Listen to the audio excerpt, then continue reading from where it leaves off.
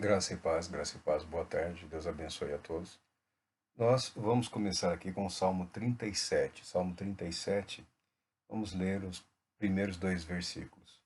Não te indignes por causa das más pessoas, nem tenhas inveja daqueles que praticam a injustiça, pois eles, pois eles em pouco tempo secarão como o capim, e como a relva verde logo murcharão. Graças a Deus pela sua palavra. Nós temos falado aqui de uma proposta, de um projeto de espiritualidade, estamos falando sobre a necessidade de confiarmos na pessoa certa, né, no Espírito Santo, de estabelecermos padrões, e métodos e diretrizes com vistas ao que a palavra de Deus nos ensina, aceitarmos a verdade da palavra de Deus. Mas quando nós falamos de espiritualidade de vida cristã, né, de vida de retidão, vida que busca um caráter transformado, renovado, à semelhança, né? Transformado continuamente à semelhança de Jesus Cristo, nós deparamos com a necessidade de tomarmos decisões, né? E toda decisão que tomamos acaba refletindo profundamente nas nossas vidas. E na questão da espiritualidade também, sem a tomada de decisão não haverá o desencadear dos eventos necessários para que as coisas aconteçam. Mesmo nós sabendo de tudo que o Senhor Deus preparou, da obra maravilhosa, redentora, realizada por Jesus Cristo, da presença do Espírito Santo, pouca coisa acontecerá na vida do cristão se ele não se dispuser a tomar uma decisão séria, um compromisso sincero, um compromisso verdadeiro. E um dos maiores obstáculos na vida de todo mundo, inclusive dos cristãos, quanto à tomada de uma decisão em relação à santificação, à perseverança, à espiritualidade, está no olharmos ao redor, no olharmos para as igrejas, olharmos para fora das igrejas, né? Olharmos a sociedade como um todo, olharmos o mundo como realmente ele é e na situação em que ele se apresenta. Já nos dias de Davi, ele compôs esse salmo porque muitas pessoas corretas, justas, honestas, íntegras, podem ter as suas vidas espirituais barradas, paralisadas por um sentimento que decorre de observar por demais atentamente a vida do outro ou dos outros. E Davi fala: não te indignes por causa das pessoas más. E quando o indivíduo, a pessoa que está prosperando, que está indo bem, que está enriquecendo, que está conseguindo fama, que está fazendo e desfazendo, é uma referência em várias áreas da sociedade, o cristão olha e vê que aquela pessoa não é sincera nos seus atos, no seu caráter ou nos seus propósitos, ainda assim se passa como se fosse um exemplo. O perigo é ser tomado pela inveja. Pela inveja. Olha, o cara faz o que bem entende, né? Não tem nenhum comprometimento sério, não tem nenhum compromisso sério. Ó como ele está vivendo, olha quanto dinheiro ele já conseguiu, olha a vida que ele tem. Tem helicóptero, tem jatinho, tem casa no Brasil, tem casa fora do Brasil, né? Tem respeitabilidade, entre aspas, né? No ambiente aí social, político, tal.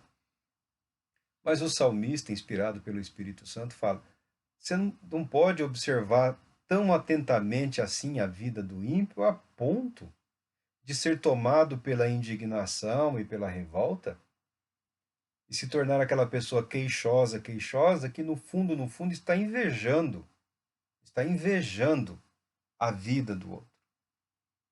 Então, o salmista, inspirado por Deus, fala: não te indignes, não convém ficar indignado com as pessoas más, e também não cabe ao cristão, ao fiel, ao temente a Deus, ter inveja dos que praticam a justiça, pois eles em pouco tempo secarão como o capim seca, o capim sem chuva seca, e como a relva verde logo murcharão.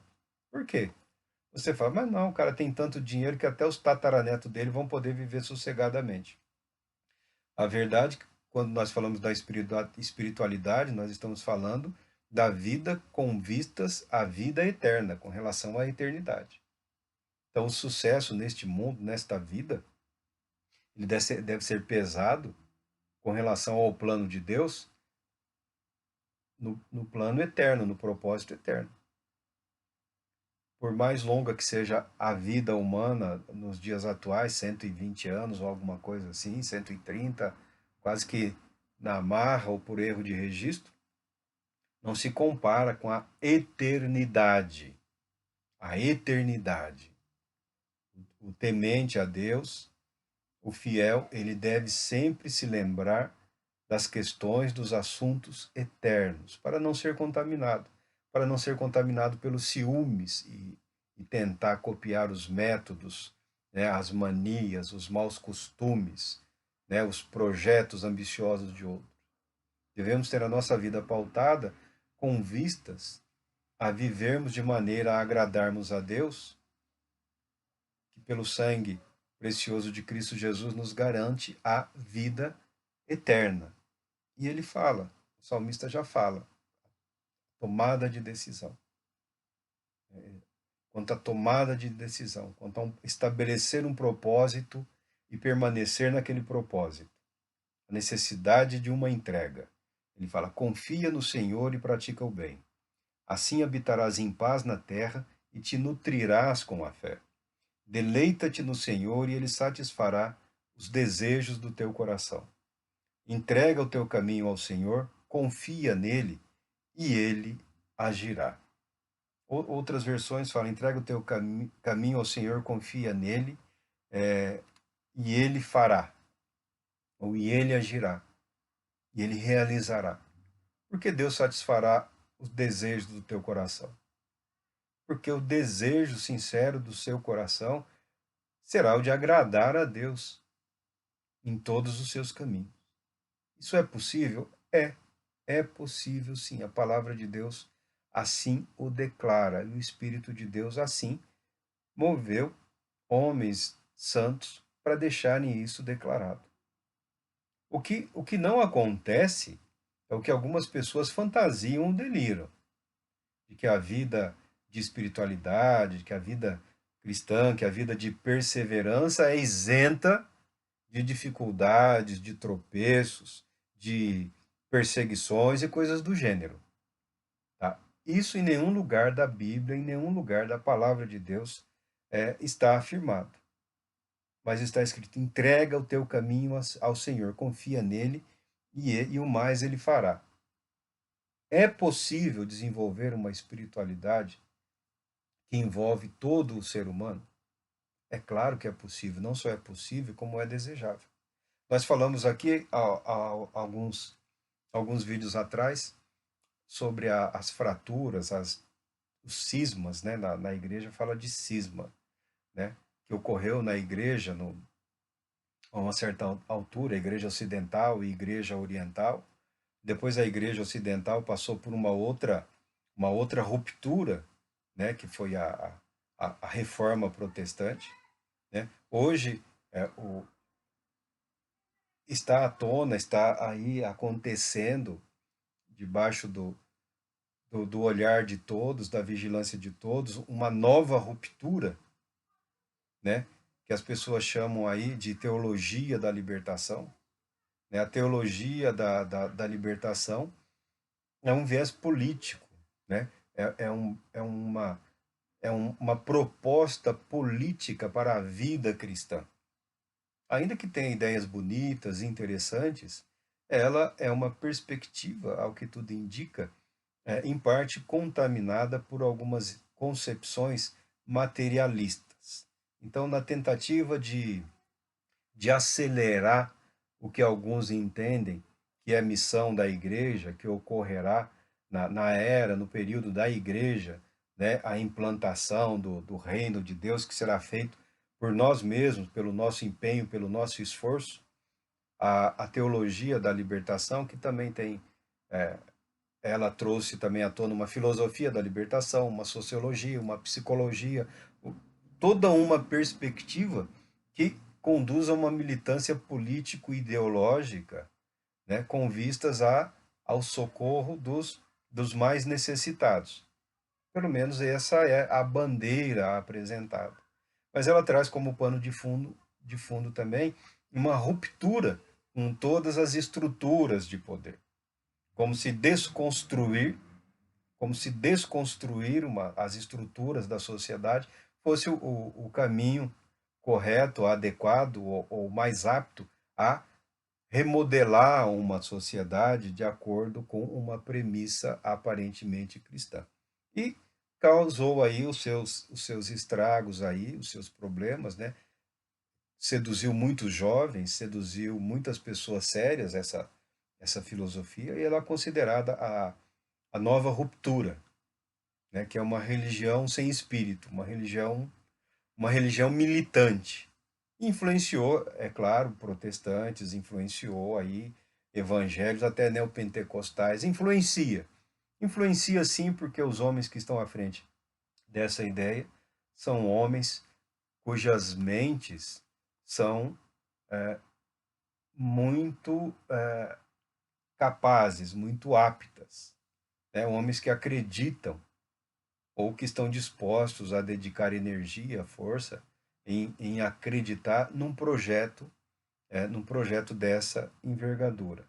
Causou males, continua influenciando, nós não sabemos em que resultará.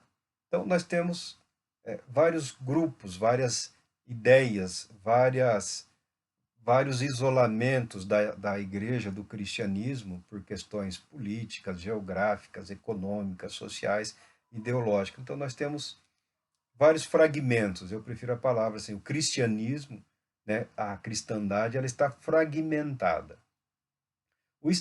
Isso em si não é o maior problema. O maior problema é cada fragmento, cada grupo, achar que ele é uma totalidade, que ele detém toda a verdade doutrinária, toda a concepção espiritual, que está tudo ali. Cada um dos movimentos que você parar para estudar, eles se interpretam como sendo o remanescente, o único remanescente, e alguns são, até certo ponto, bastante radicais em acreditarem que eles são o único remanescente fiel e que só eles são o grupo de indivíduos que herdará o reino de Deus. E entre esses tem aqueles que querem construir o reino, né, à força, à força. Muito embora a palavra de Deus não avalize, não autorize ninguém a pensar dessa maneira. Por isso nós falamos das várias concepções, por isso que começamos também por Apocalipse. Por que por Apocalipse? Apocalipse é a declaração de Jesus Cristo com relação a todo e qualquer empenho humano de construir uma sociedade idealizada, uma sociedade melhor. Porque o ser humano sempre acaba chegando à conclusão de que o que impede o desenvolvimento do seu grupo, da sua sociedade, o que impede a prevalência da paz, da harmonia, é a existência do outro. E, via de regra, chegam à conclusão de que, para termos uma vida segura, uma vida saudável, né, até religiosamente equilibrada e saudável, acabam chegando à conclusão de que o melhor caminho é eliminar o outro grupo, ou as outras pessoas, ou aqueles que não compartilham das suas perspectivas e posições. Esse é, via de regra, o estado em que se encontra as sociedades humanas ao longo do tempo. Ora mais pacificadas, ora mais tranquilas, e outros momentos se matando.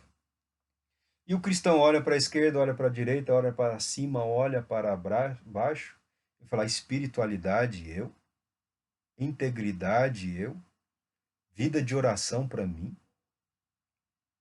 suportar anos estudando, meditando, me submeter a um treinamento, me submeter a discipulado, me submeter a anos de um seminário que a maioria, com a faculdade teológica, a maioria no Brasil, nem sequer possui a disciplina chamada espiritualidade, o que tenta suprir de alguma maneira essa área são o conhecimento secular da psicologia. né? As psicologias que estão aí para ajudar as pessoas é o que você apresenta como material de formação para os ministros, para os sacerdotes. Olha o fulano, bilionário, olha o ciclano, milhões e milhões. Eu aceitar uma vida simples, aceitar um carrinho popular, uma casa num conjunto habitacional, em nome de amar e servir a Deus? Esses questionamentos, ainda que a pessoa não descambe para o comportamento do ímpio, para o comportamento do mal, ele acaba se autopunindo, se auto-isolando da comunhão com Deus, da comunhão com o Espírito, o que acaba gerando, levando a pessoa a um quadro de estagnação espiritual, cheio de mágoa, cheio de ressentimentos. A palavra de Deus convida, convida a uma decisão, a uma entrega. Quando nós falamos de espiritualidade, um projeto de espiritualidade, nós não estamos pensando em pegar material deste ou daquele grupo, como nós já falamos, são vários, são várias ilhas, quase que, de cristãos mundo afora.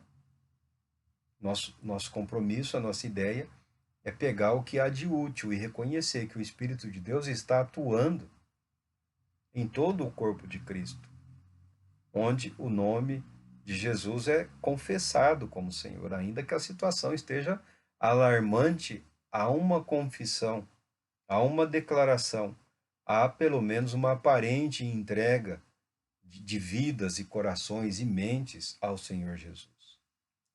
Quando nós falamos de espiritualidade, nós falamos de uma vida de esperança e de uma esperança viva. O nosso Deus é o Deus que ressuscita mortos. O Espírito de Cristo é o Espírito da ressurreição e é o Espírito de vida. Então, eu não posso imaginar que exista um ambiente no qual seja impossível o Espírito de Deus agir, atuar, restaurar, curar ou renovar. Eu acredito que é possível, porque nós precisamos aprender a enxergar as coisas sobre a perspectiva da esperança, da fé. Porque olhando sob esse prisma, sob essa perspectiva, nós conseguimos seguir adiante. Nós conseguimos manter a nossa entrega, a nossa devoção, acreditando que Deus é poderoso e fiel para cumprir tudo aquilo que prometeu, ao mesmo tempo em que nos libertamos da perspectiva do ímpio, do mal, ainda que aparentemente a pessoa esteja indo muito bem. O salmista continua dizendo aqui, no 6, ele exibirá a tua justiça como a luz e o teu direito como o sol ao meio-dia. Aquieta-te, aquieta-te diante do Senhor e aguarda por ele com paciência. Não te irrites por causa da pessoa que prospera, nem com aqueles que tramam perversidades. Não fala para sermos indiferentes em relação ao que é errado, ao que é mal. Não está falando aqui de uma indiferença, mas está falando de uma confiança em Deus, de uma confiança na justiça, de uma confiança na verdade da palavra de Deus, que nos permite seguir com Cristo, enquanto outros, quem quer que sejam, estão, pelo que tudo indica, paralisados. Paralisados, entorpecidos, né, dominados por erros, por equívocos ou por suas próprias más intenções. Mas não deve ser o nosso objetivo, e não é o nosso objetivo, não é o nosso foco, né? Viver em função da aparência. Quando se fala de espiritualidade, é permitir que a vida do indivíduo como um todo seja modelada, transformada pelo poder de Deus, pelo Espírito de Deus. E é o que nós aguardamos. Com relação à tomada de decisão, tomar uma decisão pela espiritualidade, pela perseverança em Cristo, é decidir tornar-se discípulo de Jesus Cristo. Discípulo de Jesus Cristo. Muitas igrejas hoje já começaram programas de discipulado, programas de aconselhamento, mentoria, tutoria e por aí afora, né? Temos seminários, instituições, institutos bíblicos, faculdades teológicas e por aí afora. Mas, via de regra, o indivíduo, quando vai para o seminário, para a faculdade, ele, ele está lá por ter um compromisso pessoal com Cristo Jesus e com a perspectiva de alçar ao ministério. Que, na nossa visão de igreja, né, o ministro está na posição de liderança, né? É o servo, é o líder servidor, como alguns falam, para tentando equilibrar as coisas. Então, no Brasil, o ministério, o sacerdócio, o serviço cristão, de um modo geral, aquele que oficia é considerado líder, né? É pouca coisa de servo ou de ministro, que a palavra significa servo, né? O ministro é aquele que serve, é aquele que está a serviço, é ministro de Cristo, né? Pouca coisa em relação a isso essas instituições têm. Como nós já falamos, a maioria sequer tem uma perspectiva de um projeto de espiritualidade ou um projeto de discipulado, né? Tem o aspecto do doutrinamento, né? Aqueles ensinam, eles. A Bíblia ensina, mas nós aqui entendemos que é assim e é assim sempre foi e assim será. Então, nós não estamos falando disso.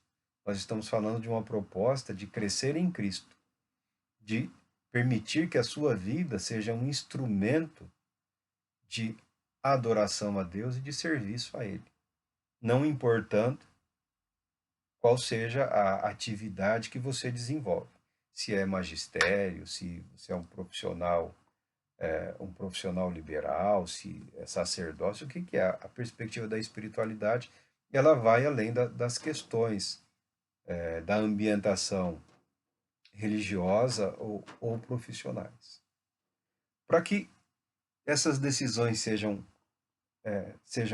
corretas, para que elas tenham um resultado equilibrado, nós precisamos saber que discipulado também significa discípulo é aquele que busca sabedoria para a vida. O discípulo cristão é aquele que busca em Cristo sabedoria para viver em Cristo, para viver em conformidade com a vontade de Jesus Cristo. Aí nós já declaramos que a Escritura, a palavra de Deus, é fonte de sabedoria. O conhecimento humano associado à comunhão com o Espírito Santo é grande fonte de sabedoria, porque ela assim o produz. A própria criação, a própria natureza, né, as ciências, os conhecimentos da natureza, das leis da natureza, do funcionamento, também são ricos, são fontes de saber, são fontes de conhecimento que produz. A teologia cristã ela é rica em conhecimento, a doutrina cristã, a história do desenvolvimento da doutrina, todo esse conhecimento tem o objetivo de gerar sabedoria. Sabedoria como? Sabedoria para a vida. Sabedoria no sentido de capacitação para viver em conformidade com aquilo que se crê. É uma proposta para um modo de vida, né? É uma decisão por viver. Não é uma questão de um treinamento específico de algumas semanas, meses ou alguns anos. Não, é uma perspectiva de um direcionamento de vida, é aceitar um modo de vida. O salmista ele ainda fala que não ficarão decepcionados no tempo da desgraça, nos dias da fome serão saciados. Quem? Aqueles que confiam no Senhor. Porque o Senhor zela pela integridade das pessoas íntegras e sua herança permanecerá para sempre. A descendência será abençoada. E o texto também diz aqui: pois o Senhor ama quem pratica a justiça e não abandona os seus fiéis. Estes serão resguardados para todo sempre, mas a descendência dos ímpios será exterminada. Então, há um convite para depositarmos a nossa confiança irrestritamente em Deus. Confiar em Deus. É uma entrega. Essa entrega é sempre uma decisão difícil. Entregar-se é difícil. Entregar a sua mente as suas emoções, a sua vontade, o seu querer é difícil. Haja vista as dificuldades que todos enfrentam no relacionamento, no casamento. Porque o casamento é um relacionamento de entrega. O compromisso de amar é um compromisso de entregar-se. E por isso, muitos relacionamentos nunca deram certo, muitos nunca deram certo, alguns acabaram logo, outros foram difíceis a vida toda, e muitas pessoas, mesmo vivendo juntas, mesmo se amando, nunca foram de fato totalmente felizes e nunca experimentaram totalmente o conceito do que é esse amor que se entrega. Por quê? Porque nunca se entregaram totalmente. Há uma entrega física, né? Há uma entrega de compartilhamento de algumas ideias, de vida, de alguns sonhos, de filhos, de trabalho, mas não há uma entrega no sentido de doar-se completamente, né? Intelecto, vontade e emoções. Isso muitas vezes gera os ciúmes, gera os ciúmes, gera os ciúmes. Por que gera os ciúmes? Um dos únicos relacionamentos humanos que a pessoa entende que, apesar de estar junto, apesar de ter o contato físico, o compromisso físico e ainda alguma satisfação, falta algo, é o casamento, porque nós somos seres espirituais. O ser humano é um ente espiritual. E algumas pessoas, mesmo no casamento, têm essa reserva, nunca se entregaram totalmente. E o outro lamenta. E o outro lamenta, porque nunca é como se ele tivesse sido privado de algo que lhe é direito. E quando a pessoa se sente privada de um direito, ela fica com ciúmes. Ela fica com ciúmes. Como que imaginando, pensando, esta pessoa não confia em mim. Por isso que a palavra de Deus, por isso que a Escritura fala que é com ciúmes que o Espírito de Deus anseia por nós. Porque a entrega foi feita, a entrega foi realizada no que diz respeito à obra de salvação. Jesus Cristo entregou-se. Jesus Cristo voluntariamente entregou a sua vida, decidiu espontaneamente morrer pelos nossos pecados, pela nossa salvação. O Espírito Santo foi dado. O Espírito Santo foi enviado para renovar as nossas vidas, para transformar as nossas vidas, para nos conduzir à maturidade em Cristo. Agora, muitas vezes o cristão não se entrega. Não se entrega totalmente.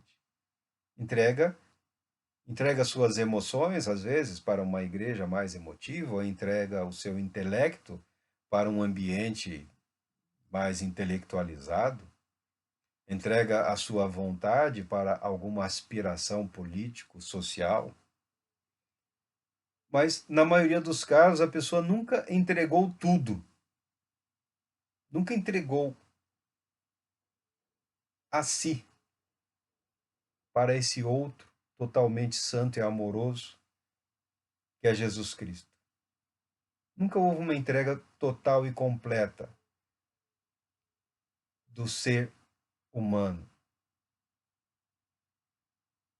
Mente, intelecto, vontade, emoções, consciência de si mesmo, consciência do mundo ao seu redor.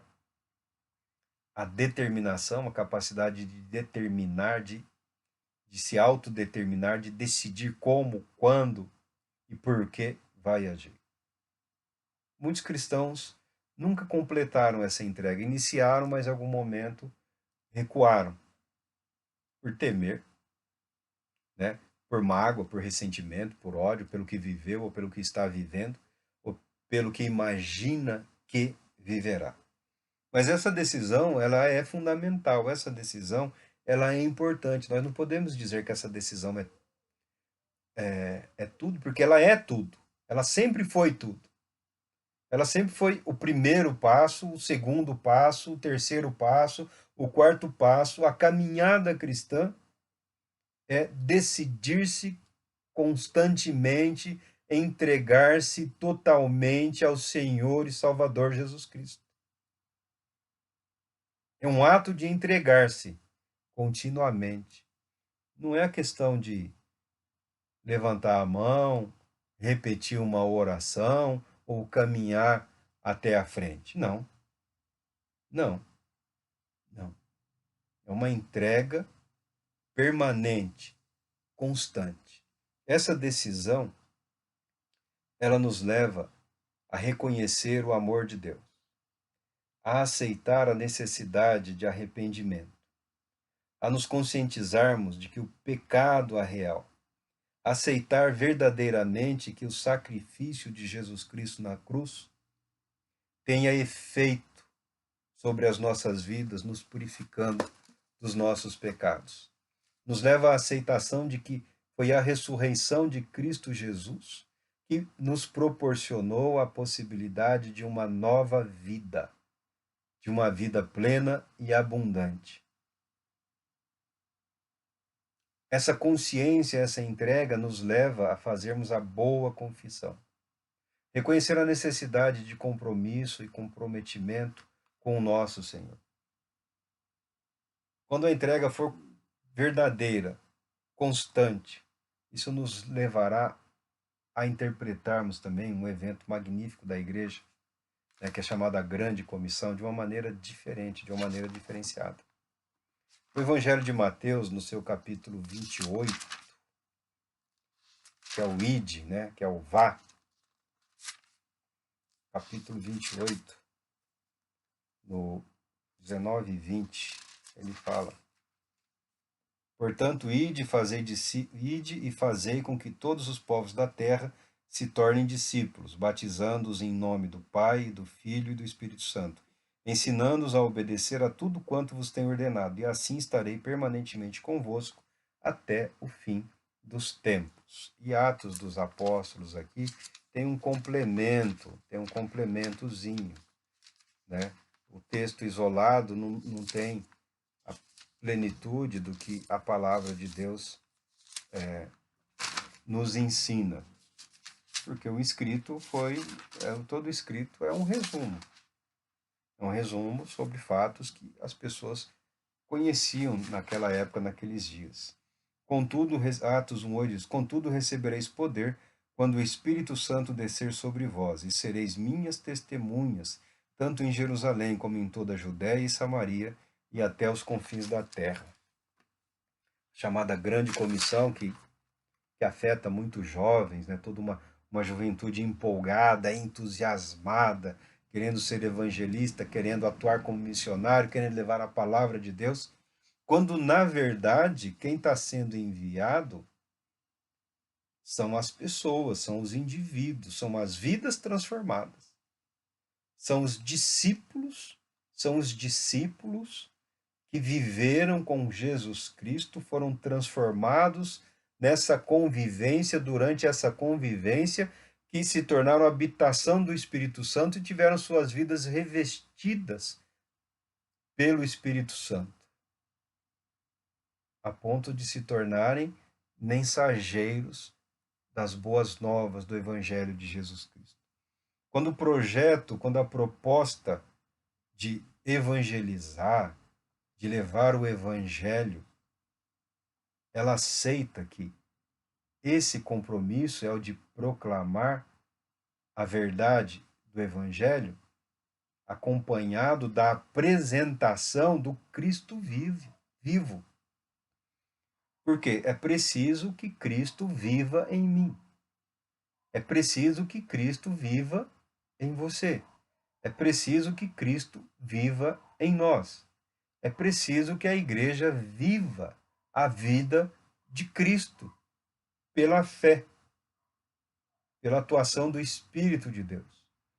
Cristo precisa ser novamente visto através das nossas vidas, através da vida da igreja. Não adianta treinar jovens e mais jovens, né, e lançá-los a ambientes adversos com um treinamento que muitas vezes parece de meio que militarizado, meio que de lavagem cerebral, se a vida dele não estiver de fato, à altura do que a palavra de Deus requer. se ele não for verdadeiramente um discípulo, mas não só um discípulo intelectual, um discípulo vivo, um discípulo da vida, um discípulo integral, um homem totalmente comprometido com o evangelho, com a presença viva do Cristo vivo. É essa a nossa ideia, esse é o nosso conceito de espiritualidade. A igreja não precisa sacrificar a sua juventude. A igreja não precisa sacrificar a sua juventude com projetos ambiciosos, né? Com projetos extravagantes de ampliação do nome da instituição, com projetos institucionais. Por quê? Cristo vivendo em nós, a missão é cumprida através da vida. Esse foi a proposta lá no passado, lá no início. Transformada agora, acomodada pela metodologia aí, com conhecimento antropológico, social, psicológico e por aí afora. Talvez seja esse um dos motivos do porquê a igreja, né, não forma cristãos, porque ela perdeu o seu centro, ela perdeu o seu foco, ela se desconectou da fonte da vida. Essa é a importância do evangelho. João 3,16, que deve ser o texto mais conhecido da Bíblia, né? Que fala da decisão, da necessidade de decisão no ato de reconhecer o amor de Deus, né? Porque Deus amou o mundo de tal maneira, esse aqui tem, porque Deus amou o mundo de tal maneira que deu seu Filho unigênito, para que todo aquele que nele crê não pereça, mas tenha a vida eterna. Decidir-se por Cristo é decidir aceitar o amor de Deus, a verdade do amor de Deus. O ser humano pode chegar ao conhecimento da existência de Deus de diversas maneiras. Estudando qualquer área do conhecimento humano, contemplando a natureza e por aí afora. Mas conhecer o amor de Deus, chegar à conclusão de que Deus nos amou, é através de Jesus Cristo. É através do Evangelho de Jesus Cristo. É através da vida de Jesus Cristo. Reconhecer o amor de Deus em Cristo Jesus, tal qual aqui o evangelista João, na sua carta aqui, primeira carta de João, capítulo 4, versículo 10, nos declara. Deixe-me ver esse texto aqui. Ele começa combatendo os falsos profetas, dizendo que nós somos de Deus, nós vencemos os falsos profetas, que aquele que está em nós é maior do que aquele que está no mundo, e ele diz, né, 10:6, 4:10, ele diz assim: assim, nisto consiste o amor, não em que nós tenhamos amado a Deus, mas que ele nos amou e enviou seu Filho como propiciação pelos nossos pecados. Amados, considerando que Deus amou dessa forma, nós também devemos amar uns aos outros. Ninguém jamais viu a Deus. Se amarmos uns aos outros, Deus permanece em nós e o seu amor é aperfeiçoado em nós. Reconhecer o amor de Deus. Reconhecer o amor de Deus. Não falo de deixar de lado essa busca por poder, porque nessa busca por poder muitas pessoas foram enganadas e ludibriadas.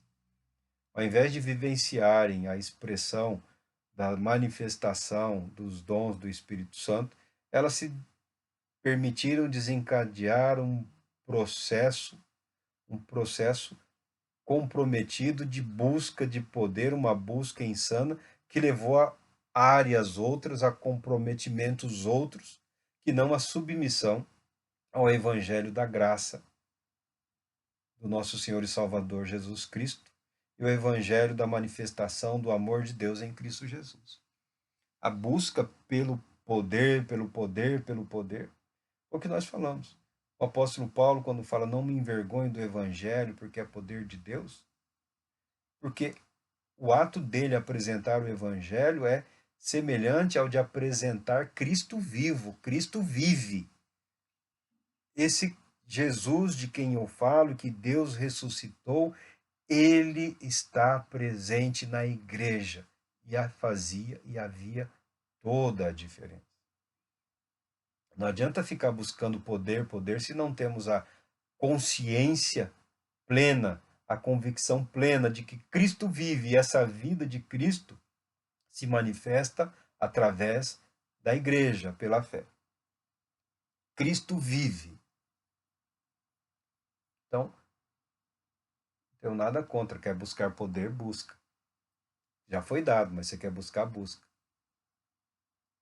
Agora, mais importante do que isso é buscar a fonte do poder, a fonte da vida, que é Cristo Jesus.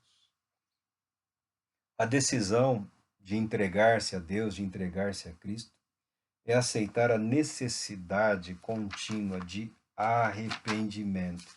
O Evangelho de Marcos, que é um evangelho muito dinâmico, pessoas dizem, né, os estudiosos acreditam na possibilidade que ele tenha sido influenciado pelo apóstolo Pedro, alguém que passou tempos na companhia do apóstolo Pedro e presenciou o dinamismo, né, do apóstolo Pedro. Então o evangelho ele é dinâmico, as coisas, as transições são bruscas, já passa de um ato para o outro.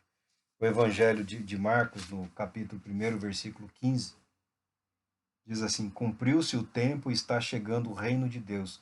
Arrependei-vos e crede no evangelho. São palavras de Jesus Cristo. Depois que João Batista, o primeiro a proclamar, a pregar o arrependimento, Jesus também. Arrependam-se e creiam no evangelho, porque o tempo, cumpriu-se o tempo que da vinda do Filho de Deus. E está chegando o reino de Deus. Que reino é esse que está chegando? Quando vai chegar? Ele já chegou. Ele já chegou.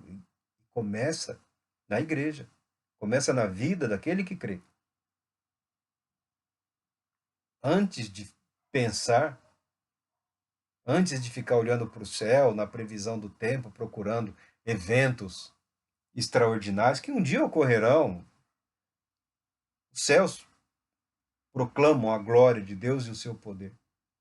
Devia se preocupar em se conscientizar, em buscar, em saber e ter a certeza de que o reino de Deus fez morada em ti, fez morada em mim, fez morada em nós. O arrependimento não é um ato de um dia, de um momento. É um compromisso numa vida de submissão à verdade da palavra de Deus. O sacrifício de Cristo Jesus na cruz surtiu o efeito necessário, e aceitar isso. A busca pela espiritualidade não é construir uma escadinha para chegar aos céus. Não é criar uma topografia, né? Não é fazer uma caminhada, uma maratona, ou 100, 200 quilômetros, ou visitar lugares. Não. O caminho já foi preparado. Os céus veio até nós, através de Cristo Jesus. O perdão veio até nós, através de Cristo Jesus. A salvação foi nos dada gratuitamente através de Cristo Jesus. O Espírito da vida foi dado gratuitamente através de Cristo Jesus.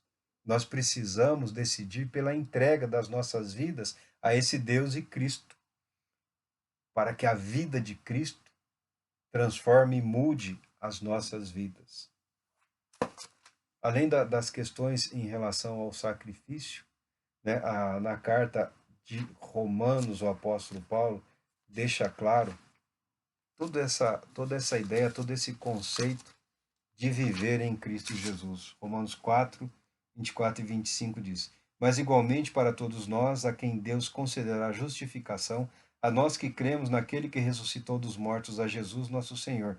Ele foi entregue à morte para pagar todos os nossos pecados e ressuscitado para a nossa completa justificação. Então, a nossa ideia, o nosso conceito, né, o nosso projeto, a nossa proposta de espiritualidade como modelo de uma vida cristã, ela inclui o compromisso discipulado, do tornar-se discípulo de Cristo. Tornar-se discípulo de Cristo envolve a decisão de entregar a sua vida a Ele, de entregar a minha vida a Ele, de entregarmos a nossa vida a Ele. Uma entrega que inclui os nossos medos, os nossos anseios, a nossa confiança, porque nós somos tentados muito a confiarmos em nós mesmos. Ah, eu não posso deixar esse emprego agora, porque se eu fizer isso, olha a situação, olha a crise econômica. Nós somos tomados por incredulidades e usamos como justificativa a nossa falta de organização, o ambiente externo mundano e o comportamento do ímpio, o comportamento do mal. Não pode, não pode. Nosso Senhor Jesus é o que nos convida: vinde a mim, todos vós que estáis cansados e sobrecarregados. Entregue a sua vida ao Senhor Jesus. Confia nele e ele agirá. Deus Todo-Poderoso te abençoe, te proteja, te traga a paz. Querendo ele, retornaremos em breve.